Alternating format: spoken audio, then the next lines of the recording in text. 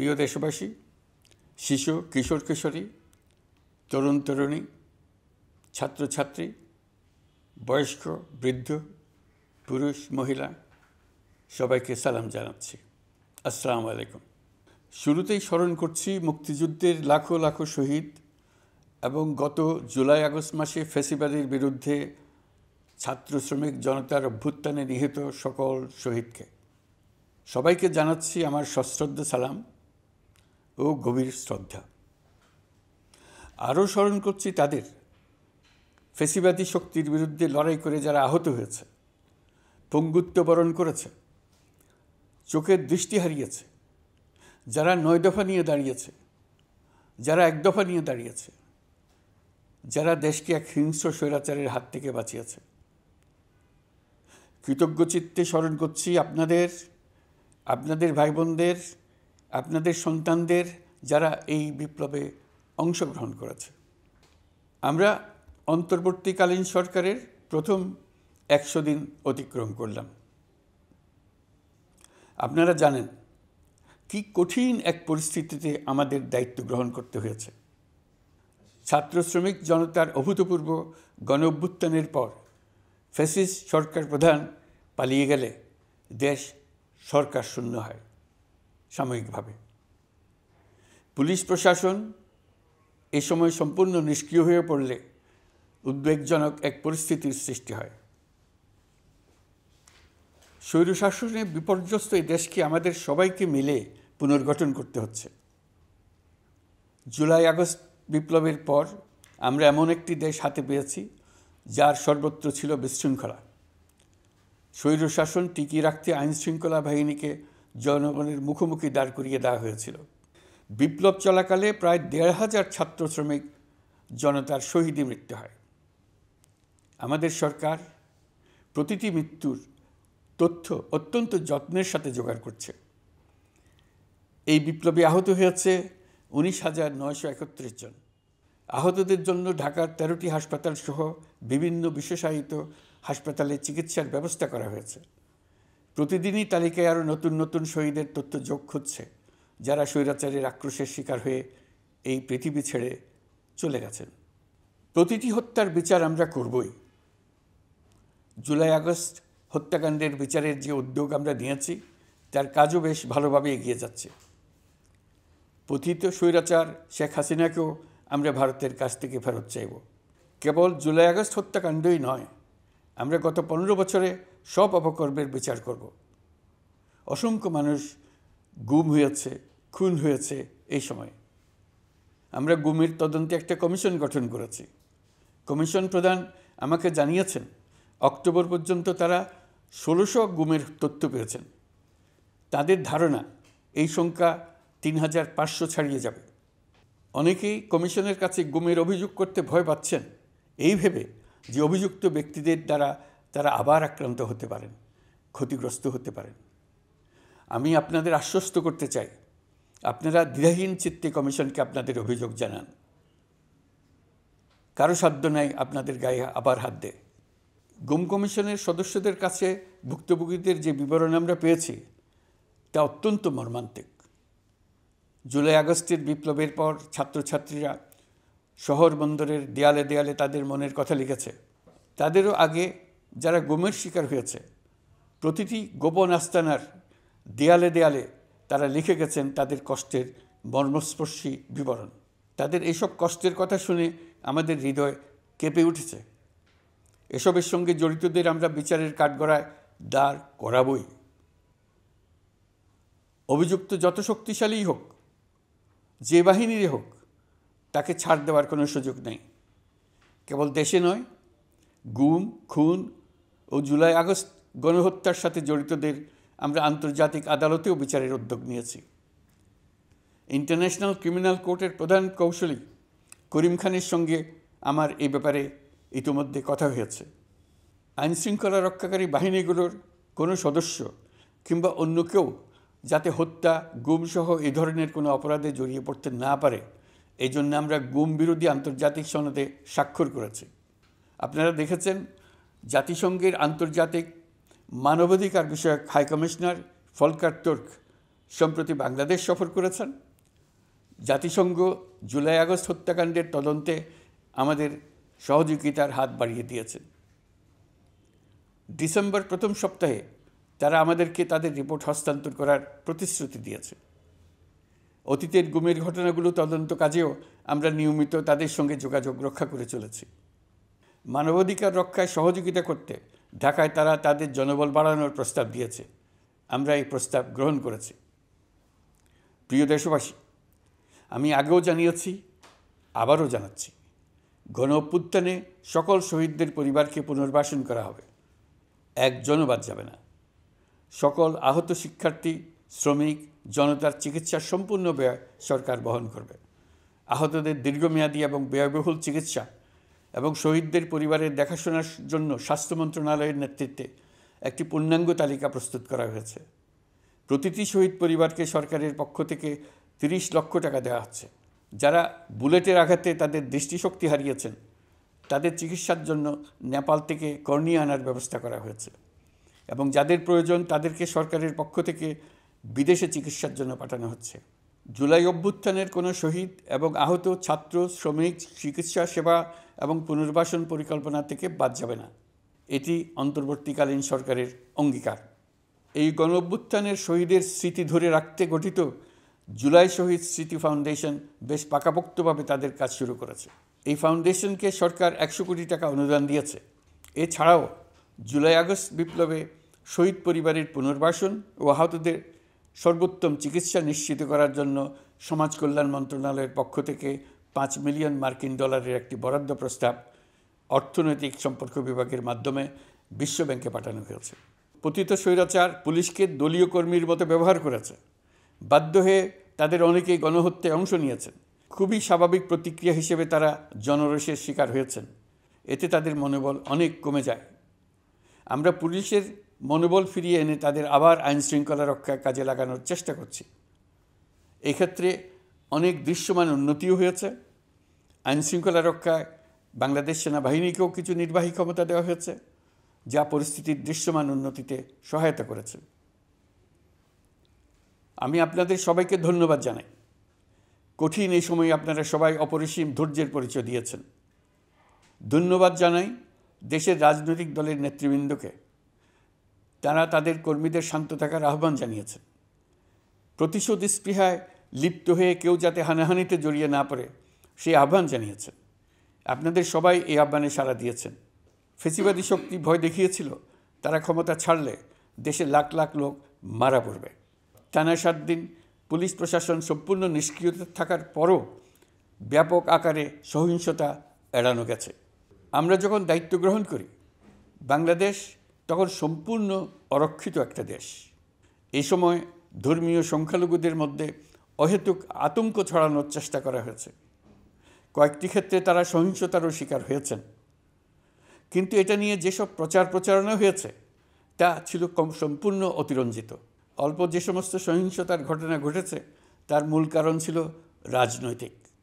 কিন্তু এইসব ঘটনাকে ধর্মীয় আবরণ দিয়ে বাংলাদেশকে নতুন করে অস্থিতিশীল করে তোলার চেষ্টা করা হয়েছে। আপনাদের সবার সহযোগিতায় আমরা দৃঢ়ভাবে এই পরিস্থিতি সামাল দিয়েছি। আমাদের দায়িত্ব গ্রহণের 2 মাসের মাথায় দেশে দুর্গাপূজা উদযাপিত হয়েছে প্রায় 32,000 পূজা মণ্ডপে। দুর্গাপূজা উপলক্ষে নির্বাহী আদেশে একদিন অতিরিক্ত ছুটি ঘোষণা করা হয়, যা উৎসবের আমেজকে অনেক গুণ বাড়িয়ে দেয়। দুর্গাপূজাকে ঘিরে আমরা ব্যাপক নিরাপত্তা প্রস্তুতি নিই, যার ফলে দেশের হিন্দু সম্প্রদায় নির্বিঘ্নে তাদের উৎসব পালন করেছে। আমরা দায়িত্বে আসার পর যে অল্প কিছু ক্ষেত্রে তারা সহিংসতার শিকার হয়েছেন, আমরা তার প্রতিটি ঘটনার তদন্ত করেছি। শুধু হিন্দু সম্প্রদায় নয়, দেশের কোনো মানুষই যাতে কোনো রকম সহিংসতার শিকার না হয় সেজন্য আমরা যথাসাধ্য চেষ্টা করছি এবং সবসময় সে চেষ্টা করে যেতে থাকব। আপনারা জানেন, চলতি বছর বাংলাদেশের বিভিন্ন অঞ্চলে 6টি বন্যা হয়েছে। আপনাদের সবার সহযোগিতায় আমরা এই বন্যা মোকাবেলা করেছি। বাংলাদেশের দেশপ্রেমিক সশস্ত্র বাহিনী বন্যা মোকাবেলায় জনগণের সাথে কাঁধে কাঁধ মিলিয়ে কাজ করেছে। বন্যা মোকাবেলা ও বন্যা পরবর্তী পুনর্বাসনের লক্ষ্যে বিশ্বব্যাংকের $250 মিলিয়ন অনুদান এবং স্থানীয় অনুদানের মাধ্যমে 100 কোটি টাকারও বেশি অর্থ সংগ্রহ করা হয়েছে। বন্যার ফলে অনেক জায়গায় ফসলহানি হয়েছে, ব্যাহত হয়েছে পণ্য সরবরাহ শৃঙ্খল। বন্যা পরবর্তী সময়ে বাজারে শাকসবজি সহ নিত্য প্রয়োজনীয় পণ্যের দাম বেড়েছে, ফলে আপনাদের কষ্ট হয়েছে। নিত্যপণ্যের দাম সহনীয় পর্যায়ে রাখতে আমরা যথাসাধ্য চেষ্টা করছি। বাজারে ডিমের সরবরাহ বাড়ানোর জন্য আমরা 9.5 কোটি ডিম আমদানির অনুমতি দিয়েছি। এই জন্য প্রয়োজনীয় শুল্ক ছাড়ও দেওয়া হয়েছে। মধ্যস্বত্বভোগীদের দৌরাত্ম্য কমিয়ে ডিমের উৎপাদকরা যাতে সরাসরি বাজারে ডিম সরবরাহ করতে পারে সেই উদ্যোগও নেওয়া হয়েছে। মানুষ যাতে স্বল্প মূল্যে কৃষিপণ্য কিনতে পারে সেজন্য রাজধানী সহ বিভিন্ন স্পটে সরকারি কিছু পণ্য বিক্রি করা হচ্ছে। টিসিবির মাধ্যমে 1 কোটি নিম্ন আয়ের ফ্যামিলি কার্ডের মধ্যে 57 লাখকে স্মার্ট কার্ডে রূপান্তরিত করা হয়েছে। বন্যার ফলে চালের উৎপাদন ব্যাহত হওয়ায় চাল আমদানিতে শুল্ক ছাড় দেওয়া হয়েছে। আসন্ন রমজানে নিত্য প্রয়োজনীয় দ্রব্যের সরবরাহ এবং দাম যাতে স্বাভাবিক থাকে এই জন্য সরকারের বিভিন্ন কর্তৃপক্ষ ব্যবসায়ীদের সাথে নিয়মিত বৈঠক করে যাচ্ছে। দ্রব্যমূল্য নিয়ে আমাদের কোনো লুকোছাপা নেই। মূল্যস্ফীতির পূর্ণ তথ্য জনগণের সামনে তুলে ধরা হচ্ছে। মূল্যস্ফীতি রোধে উচ্চ সুদের হার নির্ধারণ সহ একাধিক নীতিগত সিদ্ধান্ত নেওয়া হয়েছে, যার মধ্যে রয়েছে শস্য আমদানিতে এলসি সীমা অপসারণ এবং সরবরাহ চেইন সংক্ষিপ্ত করা। সামান্য হলেও জ্বালানি তেলের মূল্য কমানো হয়েছে। শিল্প কারখানায় গ্যাসের সরবরাহ বাড়ানোর উদ্যোগ নেওয়া হয়েছে, যাতে স্থানীয় পর্যায়ে উৎপাদন ব্যাহত না হয় এবং রপ্তানি ক্ষতিগ্রস্ত না হয়। গণশুনানি ছাড়া নির্বাহী আদেশে বিদ্যুৎ গ্যাসের দাম না বাড়ানোর সিদ্ধান্ত নেওয়া হয়েছে। পরিবহন খাতে চাঁদাবাজি বন্ধের চেষ্টা করা হচ্ছে। আমরা আশা করি বাজারে পণ্যমূল্য কমিয়ে আনতে এটা ভূমিকা রাখবে। নেপাল থেকে পানি বিদ্যুৎ বাংলাদেশে আনার ব্যবস্থা করা হয়েছে। দৈনন্দিন রাষ্ট্র পরিচালনার পাশাপাশি আমাদের ভবিষ্যতের বাংলাদেশ বিনির্মাণের কথাও ভাবতে হচ্ছে। আপনারা সবাই জানেন আমাদের সবচেয়ে গুরুত্বপূর্ণ কাজ হচ্ছে একটি অবাধ সুষ্ঠু নির্বাচন আয়োজনের মধ্য দিয়ে নির্বাচিত সরকারের কাছে দায়িত্ব হস্তান্তর। আমরা রাজনৈতিক দলগুলোর সঙ্গে আমাদের নিয়মিত যোগাযোগ অব্যাহত রেখেছি। বিভিন্ন ইস্যুতে তাদের মতামত নিয়ে যাচ্ছি। সরকারের সিদ্ধান্ত গ্রহণে এসব মতামত অনেকাংশে প্রতিফলিত হচ্ছে। চলমান সংস্কার প্রক্রিয়ায় তাদের প্রতিটি মতামত সক্রিয়ভাবে বিবেচনায় নেওয়া হচ্ছে। আমরা আশা করছি নির্ধারিত সময়ে ডিসেম্বর-জানুয়ারির মধ্যেই সংস্কার কমিশনগুলো তাদের সুপারিশমালা সরকারের কাছে পেশ করতে পারবে।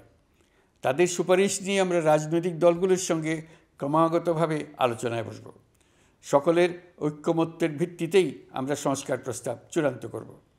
নির্বাচন কবে হবে এই প্রশ্ন আপনাদের সবার মনেই আছে, আমাদের মনেও সারাক্ষণ আছে। আপনারা লক্ষ্য করেছেন নির্বাচন আয়োজনের লক্ষ্যে আমরা প্রয়োজনীয় পদক্ষেপ নিতে শুরু করেছি। কয়েকদিনের মধ্যে নির্বাচন কমিশন গঠন হয়ে যাবে। তারপর থেকে নির্বাচন আয়োজন করার সমস্ত দায়িত্ব তাদের উপর বর্তাবে। নির্বাচন কমিশন ভোটার তালিকা হালনাগাদ সহ আরও কিছু কাজ শুরু করে দিতে পারবে, যা একটা অবাধ নির্বাচনের সাথে সরাসরি সম্পৃক্ত। প্রথমবারের মতো প্রবাসী বাংলাদেশিরা পোস্টাল ব্যালটের মাধ্যমে যাতে তাদের ভোটাধিকার প্রয়োগ করতে পারে সে লক্ষ্যেও সরকার কাজ করছে। তবে আমরা মনে করি না যে একটা নির্বাচন কমিশন গঠন করে দিলেই নির্বাচন আয়োজনে আমাদের দায়িত্ব শেষ। রাষ্ট্র ব্যবস্থায় সংস্কার আমাদের এই সরকারের অন্যতম অঙ্গীকার।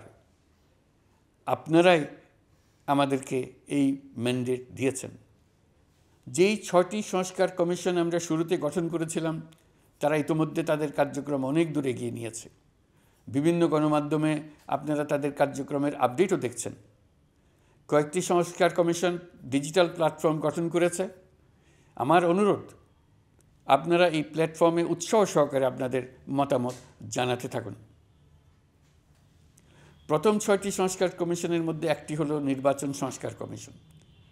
নির্বাচন অনুষ্ঠানের জন্য এই কমিশনের সুপারিশমালা অত্যন্ত জরুরি। তাদের প্ল্যাটফর্মে যান, আপনার মতামত খোলাখুলিভাবে তুলে ধরুন। আপনি দেশের মালিক, আপনি বলে দিন আপনি কি চান, কিভাবে চান। নির্বাচন নিয়ে আপনাদের সকল বক্তব্য বিনা দ্বিধায় বলতে থাকুন। আপনার মনের কথা তুলে ধরুন। আমার অনুরোধ, সংস্কারের কথাটাও একই সঙ্গে বলুন। সংস্কারকে পাশ কাটিয়ে যাবেন না। নির্বাচনের কথা বলার সঙ্গে নির্বাচন ও অন্যান্য ক্ষেত্রে সংস্কারের কথাটিও বলুন। সংস্কার হলো জাতির দীর্ঘমেয়াদী জীবনী শক্তি। সংস্কার জাতিকে, বিশেষ করে আমাদের তরুণ তরুণীদের, নতুন পৃথিবী সৃষ্টির সুযোগ দেবে। জাতিকে বঞ্চিত করবেন না।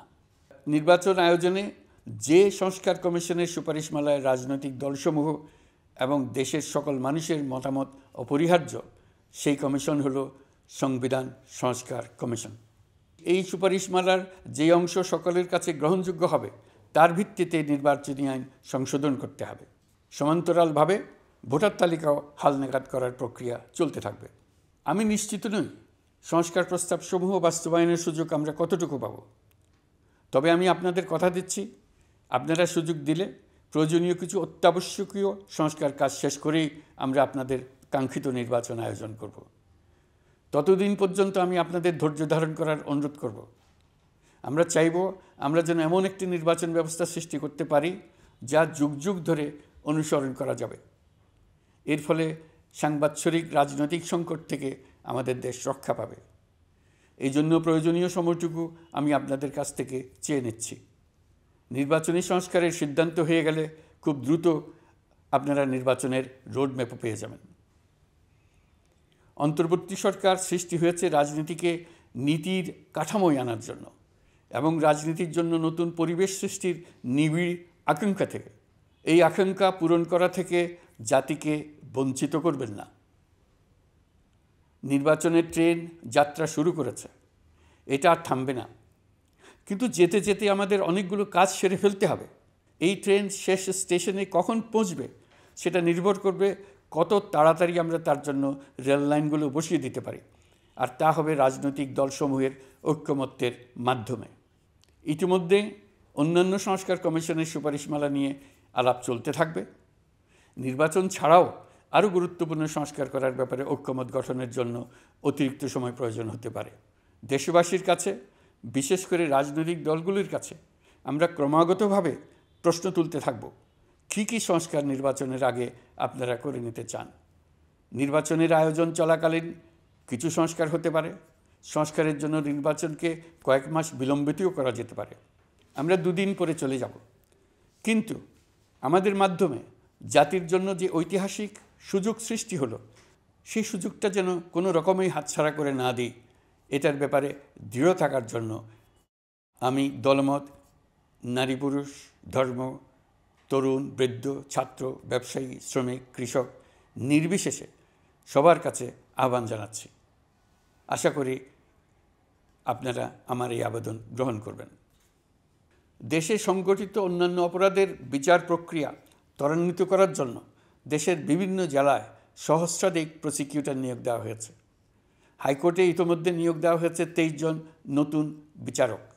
বিচার বিভাগকে ঘুষ ও দুর্নীতিমুক্ত করার জন্য সম্ভব সব ধরনের চেষ্টাই করা হচ্ছে। বিচারপতিদের নিয়মতান্ত্রিক উপায়ে শাস্তিমূলক ব্যবস্থা গ্রহণের জন্য সুপ্রিম জুডিশিয়াল কাউন্সিল পুনর্বহাল করা হয়েছে। শুধু বিচার বিভাগই নয়, সর্বগ্রাসী দুর্নীতির হাত থেকে দেশের সব খাতকেই রক্ষা করতে আমরা সচেষ্ট হয়েছি। দুর্নীতি দমন কমিশন পুনর্গঠনের কাজ প্রায় শেষ পর্যায়ে।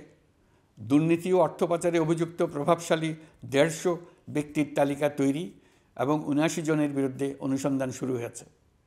15% হারে আয়কর পরিশোধ করে অপ্রদর্শিত পরিসম্পদ অর্থাৎ কালো টাকা সাদা করার বিধান বাতিল করা হয়েছে। সরকারি কার্যক্রমকে গতিশীল করতে বিভিন্ন পর্যায়ের 19,084 জন কর্মকর্তা কর্মচারীকে পদোন্নতি, 13,429 জনকে বদলি এবং 12,636 জনের বিরুদ্ধে শাস্তিমূলক ব্যবস্থা গ্রহণ করা হয়েছে। সাংবিধানিক প্রতিষ্ঠান পাবলিক সার্ভিস কমিশন পুনর্গঠন করা হয়েছে। কুখ্যাত সাইবার সিকিউরিটি আইন বাতিলের নীতিগত সিদ্ধান্ত হয়েছে। এই আইনের অধীনে হওয়া যেসব মামলা মানুষের মত প্রকাশের অধিকারের সাথে সম্পর্কিত সেগুলো প্রত্যাহার করা হয়েছে। এছাড়াও 133টি আইন বিধিবিধান তৈরি ও সংশোধন করা হয়েছে। 353টি গুরুত্বপূর্ণ নীতি নির্ধারণী সিদ্ধান্ত গ্রহণ করা হয়েছে। ছাত্রছাত্রীদের দাবি মেনে ইতিমধ্যে সরকারি চাকরির বয়সসীমা 32-এ উন্নীত করা হয়েছে। আমরা জানি আমাদের কাছে আপনাদের আরও অনেক দাবি দেওয়া আছে। দীর্ঘদিনের অপশাসন, অত্যাচার, অনাচারের ফলে আপনাদের মনে অনেক ক্ষোভ পঞ্জীভূত হয়েছে। দেশে বাক স্বাধীনতা না থাকায় আমরা কেউ আমাদের মতামত, দাবি দেওয়া প্রকাশ করতে পারিনি। আমরা আপনাদের প্রতিটি দাবির প্রতি সহানুভূতিশীল। আমরা ধৈর্য সহকারে আপনাদের কথা শুনতে চাই, কিন্তু সেজন্য আপনারা সড়ক অবরোধ করে জনদুর্ভোগ সৃষ্টি করলে আমাদের সকলেরই অসুবিধা হয়। আমাদের একান্ত অনুরোধ, আপনারা নির্দিষ্ট চ্যানেল মেনটেন করে আপনাদের দাবি দেওয়া পেশ করবেন। আমাদের বৃহৎ রপ্তানি পণ্য গার্মেন্টস শিল্পে গত কিছুদিন ব্যাপক অস্থিরতা বিরাজ করছে। ফ্যাসিস্ট সরকারের সুবিধাভোগী বেশ কিছু গার্মেন্টস মালিক পালিয়ে যাওয়ায় শ্রমিকদের বেতন ভাতা নিয়ে অনিশ্চয়তা তৈরি হয়েছে। অন্য অনেক কারখানাও শ্রমিকদের ন্যায্য বেতন সহ অন্যান্য সুবিধা থেকে বঞ্চিত ছিল। শ্রমিকরা তাদের দীর্ঘদিনের বঞ্চনার প্রতিবাদ জানাতে এবং অনিশ্চয়তা থেকে মুক্তি পেতে রাস্তায় নেমে আসে। আমরা তাদের কথা শুনেছি, তাদের আলোচনার টেবিলে নিয়ে আসতে পেরেছি। আমরা অত্যন্ত আনন্দিত যে মালিক শ্রমিকের মধ্যে 18 দফার একটা ব্যাপক ভিত্তিক চুক্তি স্বাক্ষরিত হয়েছে। বড় ধরনের কোনো সহিংসতা ছাড়াই আমরা শ্রমিক অসন্তোষ নিরসন করতে পেরেছি। তারা আবার উৎপাদনে ফিরেছে। এতে প্রাণ ফিরে পেয়েছে বাংলাদেশের রপ্তানিমুখী এই শিল্প। নানা প্রতিকূলতা সত্ত্বেও অক্টোবর মাসে আমাদের রপ্তানিতে প্রবৃদ্ধি হয়েছে প্রায় 21%। আমরা যখন কাজ শুরু করেছি দেশের অর্থনীতি ছিল বিপর্যস্ত। বৈদেশিক মুদ্রার রিজার্ভ ছিল তলানিতে। আসার কথা, এই রিজার্ভ পরিস্থিতি এখন উন্নতির পথে। গত 3 মাসে রিজার্ভে কোনো রকম হাত না দিয়েই আমরা প্রায় $2 বিলিয়ন বৈদেশিক ঋণ শোধ করতে পেরেছি। জ্বালানি তেল আমদানিতে পুঞ্জীভূত বকেয়ার পরিমাণ $478 মিলিয়ন হতে কমিয়ে $160 মিলিয়ন আনতে পেরেছি। অর্থনীতি পুনরুদ্ধারে আমরা সর্বাত্মক চেষ্টা চালিয়ে যাচ্ছি। বিশ্বব্যাংক, IMF সহ বিভিন্ন দাতা সংস্থা ইতিমধ্যে ঋণ ও অনুদান হিসেবে $8 বিলিয়ন দেওয়ার প্রতিশ্রুতি দিয়েছে, যা আমাদের ভঙ্গুর অর্থনীতিকে সচল করতে সক্ষম হবে। পতিত সরকার আমাদের জন্য যে ভঙ্গুর অর্থনৈতিক পরিস্থিতি রেখে গিয়েছে, তাতে রাজস্ব আদায়ে গতি আনতে হিমশিম খেতে হচ্ছে জাতীয় রাজস্ব বোর্ডকে। এর মধ্যেও জুলাইয়ের নেতিবাচক অবস্থা থেকে অক্টোবর নাগাদ রাজস্ব আদায়ে 9.9% প্রবৃদ্ধি অর্জিত হয়েছে। আগের অর্থবছরের সংশোধিত বাজেটে বিপুল রাজস্ব ঘাটতি ছিল, যে কারণে এবার শুরু থেকেই রাজস্ব আদায়ের লক্ষ্যমাত্রা অনেক বেড়ে যায়। এর ফলে স্বৈরাচার পতনের পরবর্তী 3 মাসে 9.9% রাজস্ব বৃদ্ধির পরেও লক্ষ্যমাত্রার বিপরীতে 23%-এর বেশি ঘাটতি থেকে যায়। রাজস্ব আদায়ের গতি আনতে আমি এখন অনলাইনে আয়কর রিটার্ন জমা দিতে উৎসাহিত করছি। আন্তর্জাতিক সাহায্য সংস্থা, বিশ্বব্যাংক, IMF, UNDP ইত্যাদি প্রধানদের সঙ্গে আমার দীর্ঘ বৈঠক হয়েছে। তারাও বাংলাদেশকে নতুনভাবে এবং সর্বাত্মকভাবে সাহায্যের জন্য তাদের আগ্রহ ব্যক্ত করেছেন। চীনের পররাষ্ট্রমন্ত্রীর সঙ্গে একান্ত বৈঠকে চীনের পক্ষ থেকে যাবতীয় সাহায্যের আশ্বাস দিয়েছেন। 100 দিন আগে আর্থিক দিক থেকে আমরা যে লণ্ডভণ্ড অবস্থা থেকে যাত্রা শুরু করেছিলাম, সেটা এখন অতীত ইতিহাস হয়ে দাঁড়িয়েছে। এই 100 দিনে অর্থনীতি সবল অবস্থানে চলে আসছে। এটা সম্পূর্ণ নিজস্ব নীতিমালা দিয়ে হয়েছে। বলা বাহুল্য, এখনও আমাদের বন্ধুদের কাছ থেকে যে সাহায্যের আয়োজন হয়েছে তা আসা শুরু করেনি। বন্ধু রাষ্ট্রগুলো শুধু যে আমাদের বড় বড় অঙ্কের সাহায্য দিয়ে আসছে তাই নয়, তারা এই সাহায্য দ্রুততম সময়ে আসা শুরু করবে এই প্রতিশ্রুতিও আমাকে দিয়েছেন। এই সাহায্য আসা শুরু করলে আমাদের অর্থনীতি অত্যন্ত মজবুত এবং আকর্ষণীয় অর্থনীতিতে পরিণত হবে। বিদেশি বিনিয়োগকারীরাও নানা রকম বিনিয়োগে উৎসাহিত হয়ে এগিয়ে আসবে। বিনিয়োগকারীদের সঙ্গে এখন থেকে আমরা আলোচনা শুরু করে দিয়েছি। বিশ্বের রাষ্ট্রপুঞ্জের মজলিসে আমরা এখন সম্মানিত এবং প্রশংসিত দেশের অবস্থানে পৌঁছতে পেরেছি। এর কারণে পরাজিত শক্তি নানা কৌশল করেও তাদের দিকে দৃষ্টি আকর্ষণ করতে পারছে না। তারা নানা চেহারা নিয়ে আপনাদের প্রিয়পাত্র হবার চেষ্টা করছে। পরাজিত শক্তির ষড়যন্ত্র থেকে নিজেকে মুক্ত রাখুন, দেশকে মুক্ত রাখুন। এই ব্যাপারে অনড় থাকুন। এমন কিছু করবেন না যা তাদেরকে উৎসাহিত করতে সাহায্য করে। তাদেরকে সকল দিক থেকে নিরাশ করুন। সেটা নিশ্চিত করতে পারলে আমাদের আর কোনো বিষয়ে সংশয় করার প্রয়োজন নেই। সরকারের পক্ষ থেকে আমি নিশ্চয়তা দিচ্ছি, সকল প্রকার সীমাবদ্ধতা সত্ত্বেও আমরা আপনাদেরকে একটা মজবুত অর্থনীতি দিয়ে যাব, ভবিষ্যতে চলার পথকে সহজগম্য করে যাব, নাগরিক অধিকারসমূহ নিশ্চিত করে যাব। বিপক্ষ শক্তি যত শক্তিশালী হোক, নাশকতার যত রকম উদ্ভট পরিকল্পনাই করুক, সব কিছু নস্যাৎ করার জন্য প্রস্তুত থাকুন।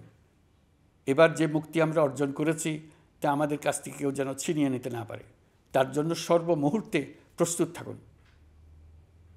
আপনারা জেনেছেন পতিত সরকার ও তার দোসররা প্রতি বছর দেশ থেকে 12 থেকে 15 বিলিয়ন ডলার পাচার করেছে। দুর্নীতি বিরোধী সংস্থা ট্রান্সপারেন্সি ইন্টারন্যাশনাল বাংলাদেশ সম্প্রতি এই তথ্য দিয়েছে। পাচার হয়ে যাওয়া এই অর্থ ফিরিয়ে আনার জন্য সম্ভব সকল ধরনের উদ্যোগ আমরা গ্রহণ করেছি। এই কাজে সফল হতে পারলে আমাদের অর্থনীতি আরও গতি পাবে। এই কাজে আমরা বিভিন্ন আন্তর্জাতিক সাহায্য সংস্থার সাহায্য দিচ্ছি। আমি ধন্যবাদ জানাতে চাই বিশ্ব নেতৃবৃন্দকেও। বাংলাদেশের এই সংকটময় সময়ে তারা প্রায় সবাই সহযোগিতার হাত বাড়িয়ে দিয়েছেন। আমি যখন সেপ্টেম্বরে জাতিসংঘের সাধারণ পরিষদের অধিবেশনে যোগ দিই, সে সময় মার্কিন যুক্তরাষ্ট্র, European Union, Canada, Italy, Holland, জাতিসংঘের মহাসচিব সহ বিশ্বের অনেক দেশের সরকার প্রধানের সঙ্গে আমার বৈঠক করার সুযোগ হয়। তারা স্বতঃস্ফূর্তভাবে আমাদের প্রতি সর্বাত্মক সহযোগিতা প্রদানের অঙ্গীকার ব্যক্ত করেছেন। নেপাল, মালদ্বীপ, পাকিস্তান সহ প্রতিবেশী বেশ কয়েকটি দেশের সরকার প্রধানের সঙ্গে আমার বৈঠক হয়েছে, যেখানে আমি সার্ককে পুনর্জীবিত করার কথা বলেছি।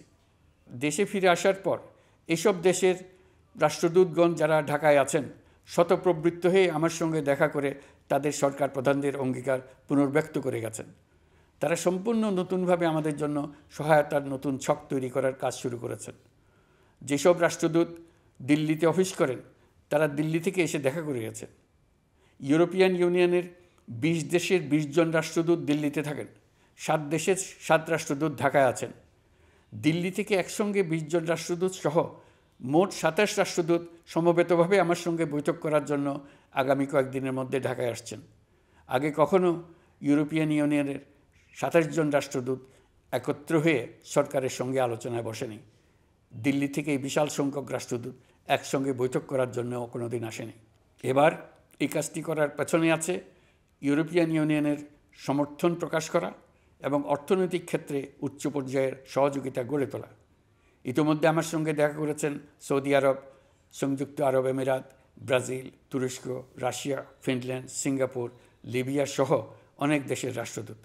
দ্বিপাক্ষিক নানা সহযোগিতা সহ বাণিজ্য বিনিয়োগ বৃদ্ধির আশ্বাস তারা দিয়েছেন। আমরা প্রবাসী বাংলাদেশিদেরও বেসরকারি খাতে বিনিয়োগ করার জন্য আহ্বান জানাচ্ছি। বাংলাদেশের অর্থনৈতিক উন্নয়নে তরুণদের কর্মসংস্থানের মূলে রয়েছে বেসরকারি খাত। আমাদের বিনিয়োগ বোর্ডের নির্বাহী চেয়ারম্যান 2 শতাধিক বেসরকারি প্রতিষ্ঠানের প্রধান নির্বাহী, উদ্যোক্তা ও বিনিয়োগকারীর সঙ্গে পৃথক পৃথকভাবে বৈঠক করেছেন। নীতির ধারাবাহিকতার অভাব, সরকারি বেসরকারি পর্যায়ে মত বিনিময়ের অভাব, সরকারি অফিসের জটিল প্রক্রিয়া এবং সর্বোপরি দুর্নীতি বিদ্যমান বিনিয়োগকারীদের সমস্যায় ফেলেছে। বিনিয়োগকারীদের উদ্বেগ নিরসনে আমরা অনেকগুলো কাজ করেছি। ইতিমধ্যে সত্যিকারের ওয়ান স্টপ সার্ভিস চালু হয়েছে। বিনিয়োগ সংক্রান্ত চ্যালেঞ্জ সমাধানে আন্তঃমন্ত্রণালয় কমিটি গঠন করা হয়েছে। বেসরকারি খাতের উপদেষ্টা কাউন্সিল ও ডিজিটালাইজেশনের মাধ্যমে সরকারি অফিসে না এসে প্রয়োজনীয় কর্মসম্পাদনের পদক্ষেপ নেওয়া হয়েছে। বিনিয়োগ উন্নয়ন সংস্থা আমাদের অগ্রগতির বিষয়ে সবাইকে মাসিক ভিত্তিতে আপডেট করে যাচ্ছে। আমরা প্রবাসীদের কল্যাণে কাজ করছি। আমার অনুরোধে সংযুক্ত আরব আমিরাত সাজাপ্রাপ্ত 57 জন সহ অন্যান্য বাংলাদেশিকে মুক্তি দিয়েছে। এইসব বাংলাদেশি যাবজ্জীবন কারাবাসের ঝুঁকি নিয়ে ফেসিবাদের বিপক্ষে প্রতিবাদ করেছিল। বাংলাদেশিরা এরকম প্রতিবাদ আরও অনেক দেশেই করেছেন। আমরা তাদের প্রতি কৃতজ্ঞ। কয়েকদিন আগে বাকুতে সংযুক্ত আরব আমিরাতের প্রেসিডেন্ট জনাব শেখ মোহাম্মদ বিন জায়েদ আল নাহিয়ানের সঙ্গে আমার কথা হয়েছে। তাকে বাংলাদেশের পক্ষ থেকে ধন্যবাদ জানিয়েছি। তিনি বলেছেন বাংলাদেশের জন্য যে কোনো সাহায্য লাগলে আমি যেন তাকে জানাই। প্রবাসীদের কল্যাণে আমাদের সরকার সম্ভব সব ধরনের উদ্যোগ গ্রহণ করে যাচ্ছে। আপনারা জানেন মালয়েশিয়ার প্রধানমন্ত্রী আনোয়ার ইব্রাহিম সম্প্রতি বাংলাদেশ সফর করেছেন। 18,000 বাংলাদেশি যারা সব ধরনের আনুষ্ঠানিকতা মেনে চলার পরেও স্বৈরাচারী সরকারের অব্যবস্থাপনার জন্য মালয়েশিয়া যেতে পারেন নাই, তিনি তাদের জন্য মালয়েশিয়ার দ্বার আবার উন্মুক্ত করার আশ্বাস দিয়েছেন। এই লক্ষ্যে আমরা কাজও শুরু করেছি। আপনারা জেনে থাকবেন মালয়েশিয়া আগামী বছর দক্ষিণ পূর্ব এশিয়ার আঞ্চলিক সহযোগিতা সংস্থা আসিয়ানের চেয়ারম্যানের দায়িত্ব নিতে যাচ্ছে। আমরা ইতিমধ্যে আসিয়ানের সদস্য পদের জন্য আবেদন করেছি। মালয়েশিয়ার প্রধানমন্ত্রী আমাদের আবেদন সক্রিয়ভাবে বিবেচনার আশ্বাস দিয়েছেন। একই ধরনের আশ্বাস আমরা পেয়েছি ইন্দোনেশিয়া থেকেও। ইন্দোনেশিয়ার পক্ষ থেকে সে দেশে রাষ্ট্রীয় সফরে যাওয়ার জন্য আমাকে অনুরোধ করেছে। সৌদি আরব সহ বিশ্বের আরও অনেক দেশ আমাদের সঙ্গে সহযোগিতা বৃদ্ধির প্রস্তাব দিয়েছে। প্রথমবারের মতো ওআইসি সদর দপ্তরে আমরা স্থায়ীভাবে রাষ্ট্রদূত নিয়োগ দিয়েছি। তুরস্কের রাষ্ট্রপতি রিসেপ তাইয়েপ এরদোগানের সাথে আগে আমার টেলিফোনে আলাপ হয়েছে। এবার COP29 সম্মেলনে গিয়ে তিনিও তার স্ত্রীর সঙ্গে অত্যন্ত অন্তরঙ্গ পরিবেশে আলোচনা হয়েছে। বাংলাদেশের প্রতি তার বিশেষ সমর্থনের কথা তিনি বারবার প্রকাশ করেছেন। তুরস্কের একটি বাণিজ্য প্রতিনিধি দল ইতিমধ্যে বাংলাদেশ সফর করেছে। তুরস্ক এদেশের সঙ্গে অর্থনৈতিক সম্পর্ক উন্নয়নের জন্য টার্কিশ ইনভেস্টমেন্ট অথরিটি বা টিকা একটি অফিস ঢাকায় স্থাপনের জন্য ঘোষণা দিয়েছে।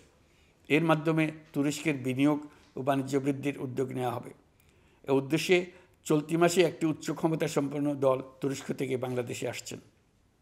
প্রিয় দেশবাসী, নতুন হজ প্যাকেজ ঘোষণা করা হয়েছে। তাতে হজের ব্যয় 1 লাখ টাকারও বেশি কমিয়ে আনা হয়েছে। পাশাপাশি আমরা এই সিদ্ধান্ত গ্রহণ করেছি, এই বছর সরকারি খরচে কাউকে হজে পাঠানো হবে না। আমরা নতুন বাংলাদেশকে একটা পরিবেশ বান্ধব এবং জীব বৈচিত্র্যময় দেশ হিসেবে গড়ে তোলার উদ্যোগ নিয়েছি। এটি তরুণদের আকাঙ্ক্ষা, আমাদের সবারই আকাঙ্ক্ষা। সেই লক্ষ্যে আমি প্রথমেই একটি ক্ষুদ্র পদক্ষেপ নিয়েছি। সমগ্র সচিবালয়ে প্লাস্টিকের পানির বোতল ব্যবহার নিষিদ্ধ করেছি। ইতিমধ্যে সুপার শপগুলোতে পলিথিনের শপিং ব্যাগ ব্যবহার বন্ধ করার উদ্যোগ নেওয়া হয়েছে। গত কয়েক দশকে যে পরিমাণ নদী দূষণ হয়েছে, আমরা তা বন্ধ করার উদ্যোগ নিয়েছি। আপনারা সবাই অবগত আছেন, জলবায়ু পরিবর্তন আমাদের জীবনযাত্রার জন্য কীরকম হুমকি হয়ে আসছে। গত 1 বছরে বাংলাদেশ প্রায় 15টি প্রাকৃতিক দুর্যোগের শিকার হয়েছে। মানুষের সৃষ্ট নানাবিধ দুর্যোগের পাশাপাশি এসব প্রাকৃতিক দুর্যোগের বিপক্ষেও আমাদের লড়তে হচ্ছে। আজারবাইজানে জলবায়ু সম্মেলনে বিশ্ব নেতৃবৃন্দকে আমি আমার উদ্যোগের কথা জানিয়েছি। সেখানে জাতিসংঘের মহাসচিব, ইউরোপ, এশিয়া, আফ্রিকার অনেক সরকার প্রধানের সঙ্গে আমার দেখা হয়েছে। যতটুকু আলাপ আলোচনা সম্ভব হয়েছে, আমি সবার কাছে জলবায়ুর প্রতিকূল প্রভাব মোকাবেলা সহ গণতান্ত্রিক উত্তরণের পথে বাংলাদেশের অগ্রযাত্রায় সহযোগিতা চেয়েছি। তারা সবাই সহযোগিতার অঙ্গীকার করেছেন। গত 100 দিনে আমরা অনেক কল্যাণমূলক কাজ করেছি, যা এখানে স্বল্প পরিসরে বর্ণনা করা সম্ভব নয়। আমাদের সরকার স্বচ্ছতা ও জবাবদিহিতায় বিশ্বাসী। তাই আমি সরকারের সকল মন্ত্রণালয়কে নির্দেশ দিয়েছি তাদের নিজ নিজ কাজের বিস্তারিত বিবরণ নিজেদের ওয়েবসাইট ও সামাজিক যোগাযোগ মাধ্যমে প্রকাশ করার জন্য। আমি আমার দপ্তরকেও বলেছি সরকারের সব কাজের বিবরণ যাতে জনগণ জানতে পারে, এই জন্য যেন প্রয়োজনীয় পদক্ষেপ নেওয়া হয়। এই সরকারকে ব্যর্থ করার জন্য, অকার্যকর করার জন্য বিশাল অর্থে বিশ্বব্যাপী এবং দেশের প্রতিটি স্থানে, প্রতিটি প্রতিষ্ঠানে এক মহাপরিকল্পনা প্রতি মুহূর্তে কার্যকর রয়েছে। তাদের একটি বড় প্রচেষ্টা হচ্ছে আমাদের মধ্যে বিভেদ সৃষ্টি করা। পতিত সরকারের নেতৃবৃন্দ যারা এদেশ থেকে বিপুল পরিমাণ অর্থ পাচার করে নিয়ে গেছে, সেই অর্থে বলীয়ান হয়ে তারা দেশে ফিরে আসার জন্য চেষ্টা করে যাচ্ছে। তাদেরকে কিছুতেই সফল হতে দেবেন না। তারা সফল হওয়া মানে জাতির মৃত্যু, জাতি হিসেবে আমাদের অবসান। সাবধান থাকুন। তাদের সকল হীন প্রচেষ্টাকে আমাদের ঐক্যের মাধ্যমে নস্যাৎ করে দেন, যেভাবে নস্যাৎ করেছিলেন তাদের বন্দুকের গুলিকে, তাদের আয়নাঘরকে, প্রতি পায়ে তাদের অনাচারের শিকলকে। এ ব্যাপারে সবাই একমত থাকুন, ঐক্যবদ্ধ থাকুন। আপনারা সবাই ভালো থাকবেন। দেশের সকল শিশু, কিশোর কিশোরী, তরুণ তরুণী, ছাত্রছাত্রী, বয়স্ক, বৃদ্ধ, পুরুষ, মহিলা সবাইকে আমার সালাম জানাচ্ছি। আসসালামু আলাইকুম। মহান আল্লাহ আমাদের সহায় হন। খুদা হাফেজ।